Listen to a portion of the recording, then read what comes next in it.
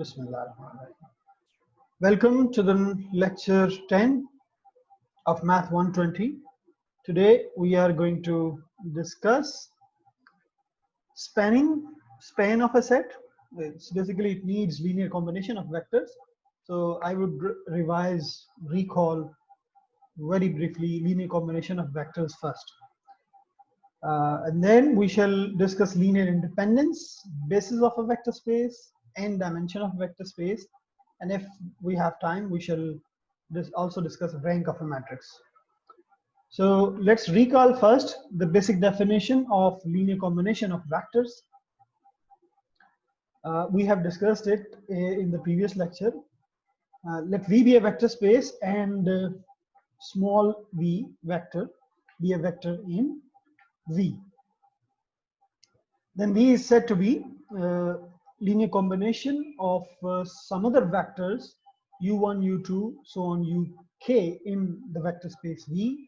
If V can be expressed as this expression, V is equal to C1 u1, C2 u2 plus so on ck vk, where these C1, C2s are basically the scalars or constants which belongs to the set of real numbers.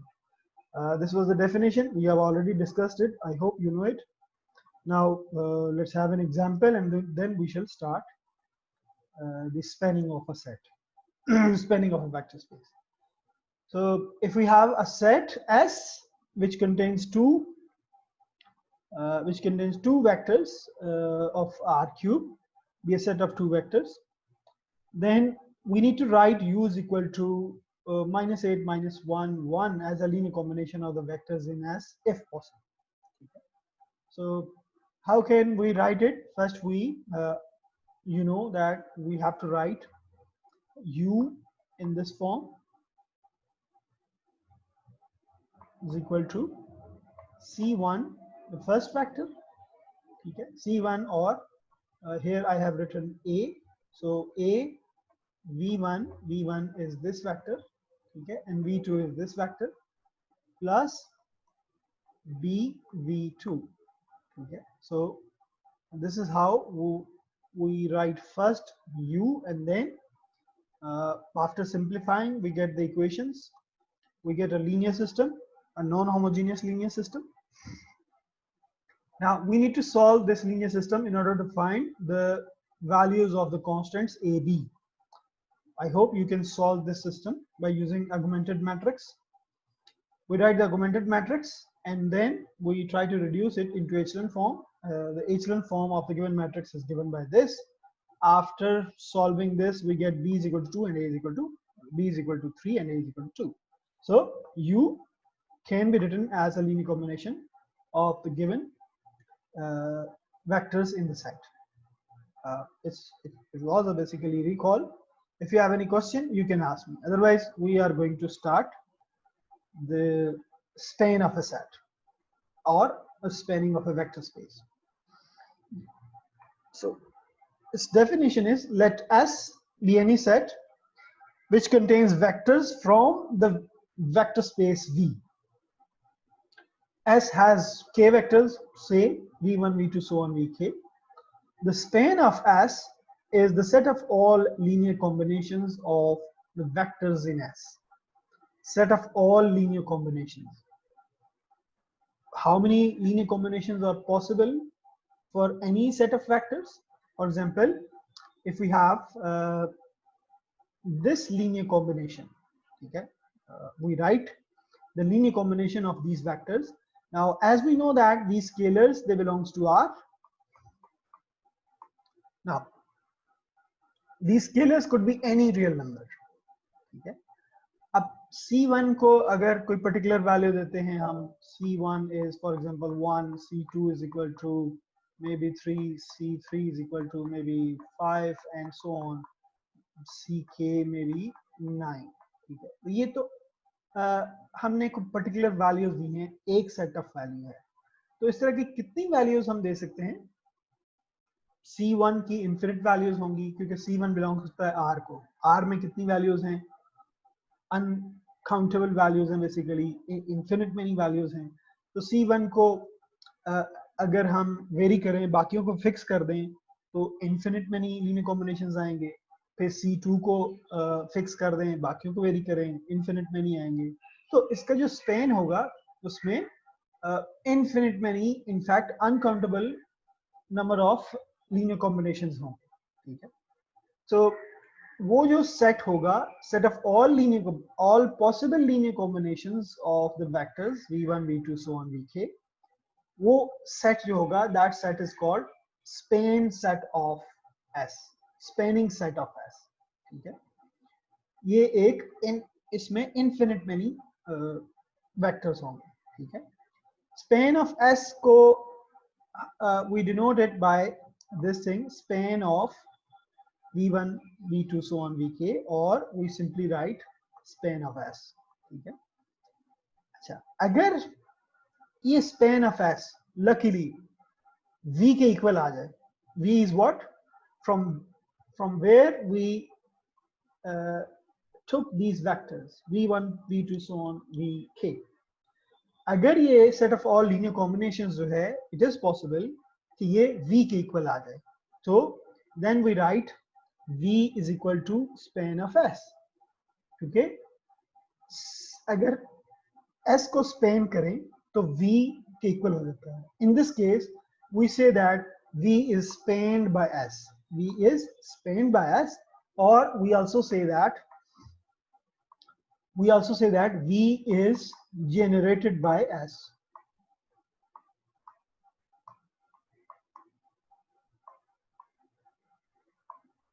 ठीक है। क्यों? क्योंकि S के linear combinations अगर हम सारे के सारे डिफाइन करें तो v के इक्वल आ जाता है। तो S is basically generating that vector space v, or S is making that vector space v, ठीक है। So I hope you get it. Let's have a couple of examples to understand this concept. Span of a set. Now these are examples. These are very obvious examples for the spanning set of any vector space. For example, we consider R cube. R cube is a vector space, and we consider this S, where S is, it contains three vectors, 1 0 0, 0 1 0, and 0 0 1. And what are these? These are standard unit vectors of R cube, ठीक है। यहाँ पे ये vector है, it is 1 0 0, ठीक है। यहाँ पे दूसरा वेक्टर है 0 1 0, ठीक है। और यहाँ पे तीसरा वेक्टर होगा 0 0 1. These are standard unit vectors of R cube. I hope you know this. अब देखिए, this set is generating R cube. This set is spanning R cube. How? अब इन तीन वेक्टर्स के लीनियर कॉम्बिनेशंस डिफाइन करें, जैसे कि यहाँ पे डिफाइन किया गया है, ठीक है। A is some constant, B is some constant, C is some constant, scalars. अब अगर हम इसको सिंप्लीफाई करें, if we simplify this expression, what do we get? We get this one, ABC, where ABC is what? ABC is any vector in R cube, ठीक है। अब यहाँ पे हम कह सकते हैं कि if we choose any vector of R cube, this vector can be written as a linear combination of these three vectors which are given in S. R cube का कोई भी एलिमेंट लें, वो इन तीन के लीनियर कॉम्बिनेशन की form में लिखा जा सकता है। इसका मतलब क्या है कि ये तीन एलिमेंट्स जो हैं, जो तीन वेक्टर्स जो S में हैं, they are generating R cube. They are generating R cube. Sorry. How do we know that a set of vector is generating a vector space or not? हम क्या करते हैं, उस वेक्टर स्पेस का कोई भी एलिमेंट लेंगे हम, अगर हम ये शो कर दें कि कोई भी एलिमेंट उस वेक्टर स्पेस का गिवन सेट के जो वेक्टर्स हैं, इनकी लीनियर कॉम्बिनेशन की फॉर्म में लिखा जा सकता है, तो इसका मतलब है कि ये सेट जो है उस वेक्टर स्पेस को जनरेट कर रहा है, मींस स्पैन कर रहा है। यहाँ पे यही किया है। यहाँ पे अगर आप देखें तो कोई भी हमने एक वेक्टर लिया है u which is abc which belongs to r3। अब हम ये देख रहे हैं कि इस वेक्टर को हम ये जो गिवन वेक्टर्स हैं s में इनकी लीनियर कॉम्बिनेशन की फॉर्म में लिख सकते हैं, और लिख सकते हैं, इट इज ऑब्वियस। ठीक है, तो हम क्या कहेंगे कि ये जो सेट है S which contains 1 0 0 0 1 0 and 0 0 1, this set is spanning R3। It is spanning R3, means this set is generating R3। Okay, I hope you understand. If you have any question, you can ask me. Similarly, the most obvious natural spanning set of the two-dimensional plane R square is what? Is this one.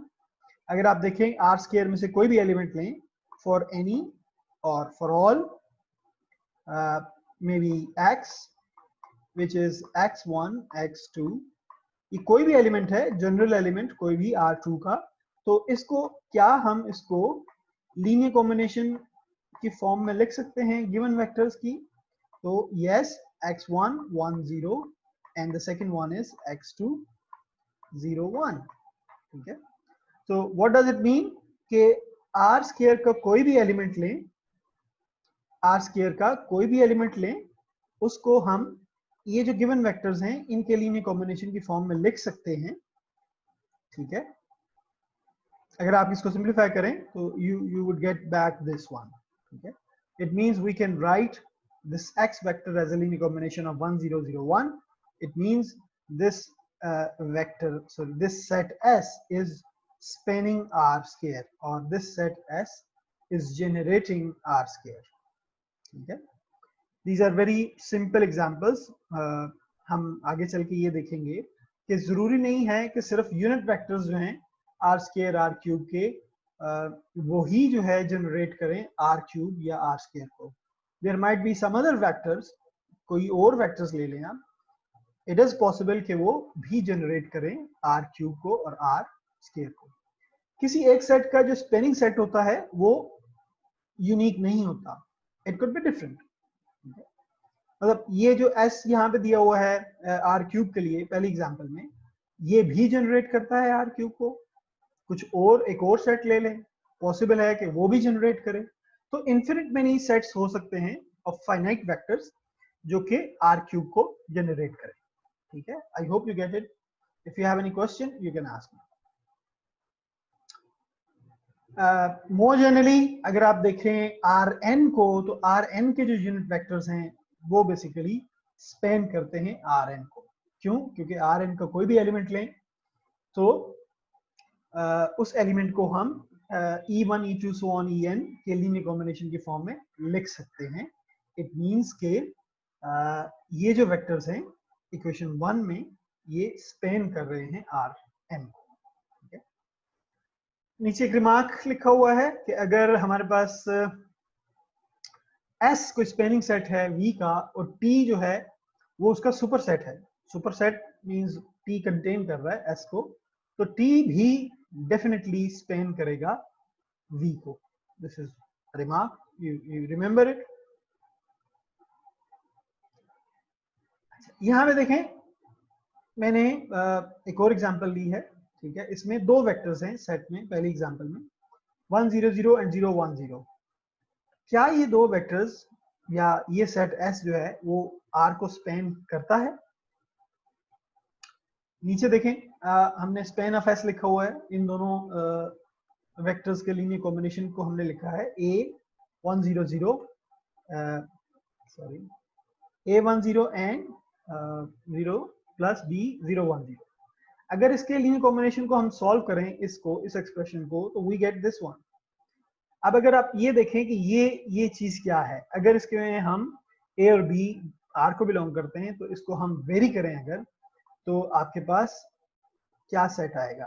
ये X है, ये Y है और ये Z है। ठीक है, अगर हम A और B को वेरी करें तो सिर्फ X का कंपोनेंट और Y का कंपोनेंट जो है वेरी होगा, Z हमेशा 0 रहेगा। ठीक है, z हमेशा 0 रहेगा। तो आपके पास क्या जनरेट होगा, इससे आपके पास सिर्फ xy प्लेन जनरेट होगा, क्योंकि सिर्फ a और b वेरी कर रहे हैं। तो आपके पास xy प्लेन आएगा, इससे पूरा r³ नहीं आएगा। xy प्लेन हमारे पास यहाँ पे we shall obtain it. So does this set spans r³? No, क्योंकि ये सेट जो है S, ये सिर्फ और सिर्फ xy प्लेन को जनरेट कर रहा है। अगर हम a और b की वैल्यूज को वेरी करें सेट ऑफ रियल नंबर्स, तो ये सेट जो है ये स्पेनिंग सेट नहीं है r³ का। ठीक है, सेकेंड एग्जाम्पल में देखें, सिमिलरली अगर हम सिर्फ एक वेक्टर ले लें 1 0, ये r² को स्पेन नहीं करेगा। क्यों? क्योंकि अगर हम इसके लीनियर कॉम्बिनेशन को देखें, हमारे पास अगर r2 ये होता है, ठीक है, तो आपके पास जो यूनिट वेक्टर ये वाला है 1 0, ठीक है, ये सिर्फ x एक्सिस को जनरेट करेगा, इस लाइन को। ठीक है, ये वाली लाइन जो वर्टिकल लाइन है उसको जनरेट नहीं करेगा। तो ये सिंगल वेक्टर जो है ये r² को जनरेट नहीं कर रहा, ये सिर्फ x एक्सिस को जनरेट कर रहा है। ठीक है, so this is also not a spanning set of r². If you have any question you can ask me. अब देखें, पहले तो हम यूनिट वेक्टर्स की बात कर रहे थे, अब हम देखते हैं कि यूनिट वेक्टर्स के अलावा भी कोई ऐसे वेक्टर्स हैं, सेट ऑफ वेक्टर्स है जो कि r² को स्पेन कर सकता है। yes, the answer is yes. Example देखें, let S be a set which contains two vectors 1 1 and the second one is -1 1. Is S a spanning set of r²? तो इसमें हम क्या करेंगे, सबसे पहले हम लीनियर कॉम्बिनेशंस लिखेंगे। कोई भी r² का हमने एलिमेंट ले लिया, ठीक है, हमने कहा से दिस इज एनी एलिमेंट और एनी एलिमेंट ऑफ r²। अब हम ये देखेंगे कि अगर इस एलिमेंट को हम इन दो एलिमेंट्स के लीनियर कॉम्बिनेशन की फॉर्म में लिख सकते हैं अगर, तो हम कहेंगे कि ये सेट S जो है ये r² को स्पेन कर रहा है। अगर हम लीनियर कॉम्बिनेशन की फॉर्म में नहीं लिख सकते तो फिर हम कहेंगे कि ये सेट जो है r² को स्पेन नहीं कर रहा, r² को जनरेट नहीं कर रहा। ठीक है, सबसे पहले हमने लीनियर कॉम्बिनेशन लिखा यहाँ पे इसका, ठीक है, this one is not writing.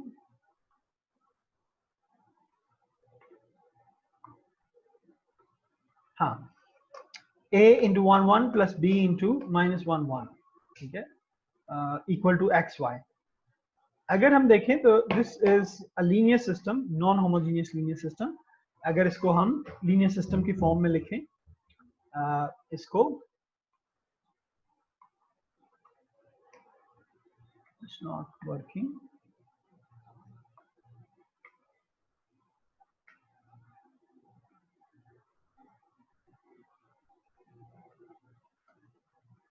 अगर हम इसको लीनियर कॉम्बिनेशन की फॉर्म में लिखें और and then we try to right,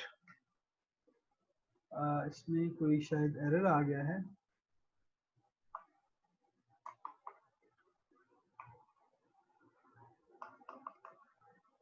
Kindly wait for a minute, let me stop sharing and then I shall share it again.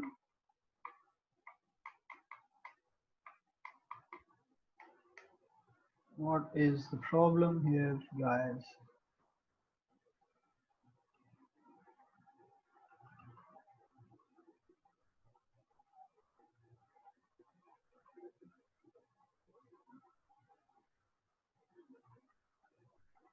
Now,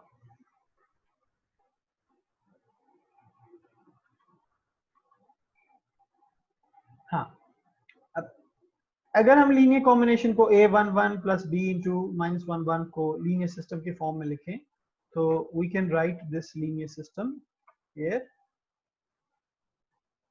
a minus b is equal to x and a plus b is equal to y. अगर ये linear system, इसका अगर solution है, it must have at least one solution to be sure that any xy can be written as a linear combination of these vectors 1 1 and -1 1.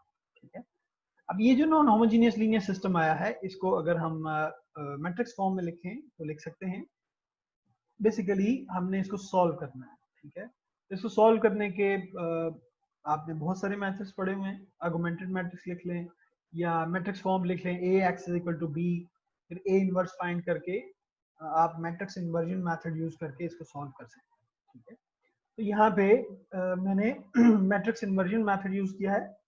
अगर हम A B को देखें तो this is equal to the coefficient matrix का inverse is equal to into X Y आ जाएगा। इसका inverse अगर हम कैलकुलेट करें तो it would be 1/2 into 1 1 minus 1 1 times X Y. इसका मतलब है कि ए बी का सोल्यूशन एग्जिस्ट करता है। ठीक है, क्योंकि मैट्रिक्स इन्वर्टिबल है तो डेफिनेटली इसका सोल्यूशन होगा।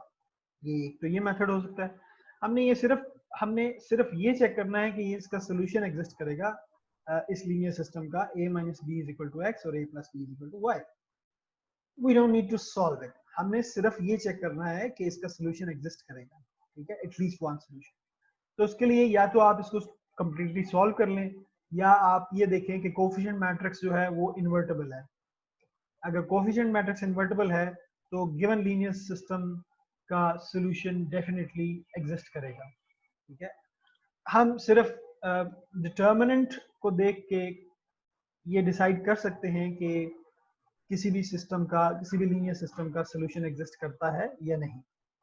तो यहाँ पे एक तो पहला तो ये मेथड है कि आप मैट्रिक्स इन्वर्जन मेथड से ए बी की वैल्यूज फाइंड कर लें, which we do not need। हमें सिर्फ ये चाहिए कि उस लीनियर सिस्टम का सोल्यूशन एग्जिस्ट करता है। ठीक है, अगर सोल्यूशन एग्जिस्ट करता है तो एक्स वाई को हम एज अ लीनियर कॉम्बिनेशन लिख सकते हैं। This is what we need to know here. ठीक है, तो दूसरा मेथड ये है कि आप डिटर्मिनेंट कैलकुलेट करें। डिटर्मिनेंट अगर जीरो नहीं है तो सोल्यूशन होगा डेफिनेटली सिस्टम का। इसका मतलब ये है कि हम एक्स वाई को लीनियर कॉम्बिनेशन की फॉर्म में लिख सकते हैं 1 1 माइनस 1 1। अगर हम लिख सकते हैं तो फिर क्या होगा, ये एस सेट जो है इस एग्जांपल में ये स्पेन करेगा आर स्क्वायर को। ठीक है, ये आर स्क्वायर को स्पेन करेगा, अदरवाइज नो। ठीक है, तो यहाँ पे हमने क्या देखा कि एस एक सेट है जो कि जिसमें स्टैंडर्ड यूनिट वेक्टर्स नहीं है, and still this set S is generating R square. तो मैंने आपको पहले भी बताया था कि जरूरी नहीं है कि स्टैंडर्ड यूनिट वेक्टर्स ही किसी आर स्क्वायर को या आर क्यूब को जनरेट करें। There might be other vectors who may generate R square और आर क्यूब और so on, R4 Rn। This is what we have here. नीचे एक नोट लिखा हुआ है मैंने, there could be vectors in R cube other than unit vectors which span R cube. Similarly, R4 and so on. This is what I have told you right now. यहाँ पे देखें next example, इसमें मैंने तीन vectors S में हैं 1 0 1 1 1 0 and 0 1 1। They are not unit vectors. They are some other vectors in R cube। हैं तीन वेक्टर्स ही हैं। हमने ये चेक करना है कि ये R cube को स्पेन करते हैं या नहीं।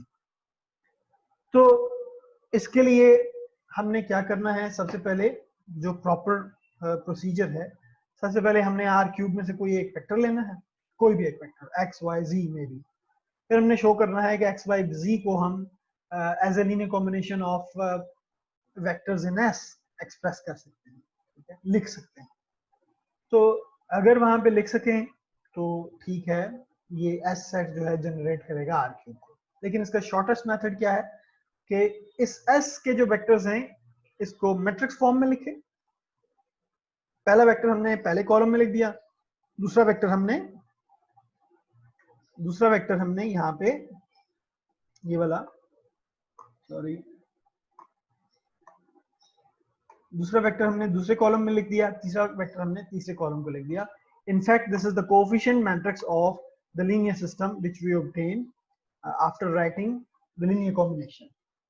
अगर इस कोएफिशिएंट मैट्रिक्स का डिटर्मिनेंट अगर जीरो नहीं है तो हम कह सकते हैं कि एस जो सेट है वो आर क्यूब को स्पेन करेगा। लेकिन ये डिटर्मिनेंट वाला मेथड जो है ये सिर्फ उसी वक्त वर्क करता है जब आपके पास जो कोएफिशिएंट मैट्रिक्स है वो स्केयर मैट्रिक्स हो। अगर आपके पास 3 से ज्यादा वेक्टर होते एस में या 3 से कम वेक्टर होते, 2 होते, तो फिर ये कोएफिशिएंट मैट्रिक्स जो है लीनियर सिस्टम का वो स्केयर मैट्रिक्स ना होता। स्केयर मैट्रिक्स ना होता तो हम डिटर्मिनेंट चेक नहीं कर सकते। उसके लिए we go back and use the augmented matrix method. Augmented matrix find करेंगे लीनियर सिस्टम का और फिर एचलन फॉर्म में रिड्यूस करेंगे उसको और फिर उसका सॉल्यूशन फाइंड करने की कोशिश करेंगे। अगर सॉल्यूशन एग्जिस्ट करता है तो हम कहेंगे कि गिवन सेट एस जो है वो जनरेट करता है आर क्यू। ठीक है। If you have any question, you can ask me. Anyone?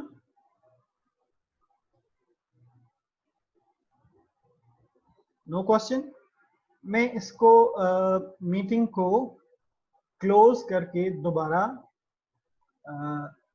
इसको मैं मीटिंग को ऑन करता हूँ। ठीक है, स्टार्ट करता हूँ। काइंडली आप दोबारा जो है ज्वाइन कर लें। जूम में कोई इश्यू आ रहा है and I am unable to write on the slides.